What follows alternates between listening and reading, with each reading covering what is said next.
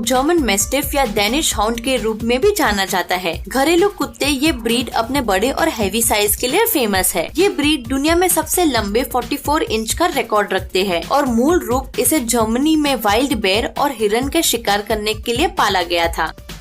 फिला ब्रेसिलेरियो को Brazilian mastiff के नाम से भी जाना जाता है, जो ब्राजील का एक हेवी डॉग है। इसमें बहुत अच्छे ट्रैकिंग एबिलिटीज है, लेकिन ये एक डेंजरस और एग्रेसिव डॉग भी है। अपने हेवी साइज, नेचर और अग्रेशन की क्वालिटीज के कारण ब्राजीलियन मेस्टिफ को बहुत सारे कंट्रीज में बैन कर दिया गया है।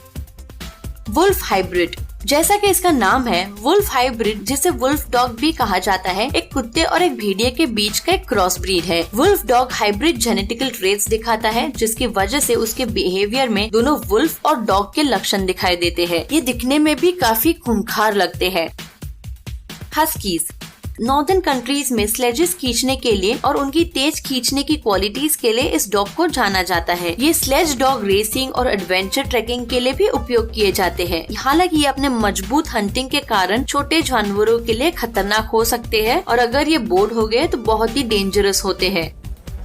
जर्मन शेफर्ड, जर्मनी से ओरिजिनेटेड डॉग की एक ब्रीड जर्मन शेफर्ड का वेट 70 से 100 पाउंड तक हो सकता है। इंटेलिजेंट, कॉन्फिडेंट, अलर्ट और निडर होने के कारण पुलिस उन्हें आपके K9 यूनिट्स के लिए उपयोग करते हैं। हालांकि शेफर्ड के साथ सावधानी से बरती जाने चाहिए, क्योंकि ये अपने फैमिली के प्रति सुरक्षित हो सकते हैं और यदि उनका सही ढंग से मेंटेनेंस नहीं किया गया तो ये अटैक करना शुरू कर देते हैं।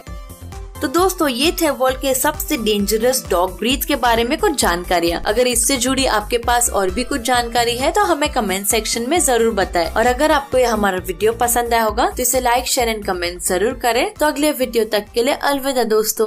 Subscribe to our channel by clicking the subscribe button. Click the bell button and enjoy the latest uploads from our channel.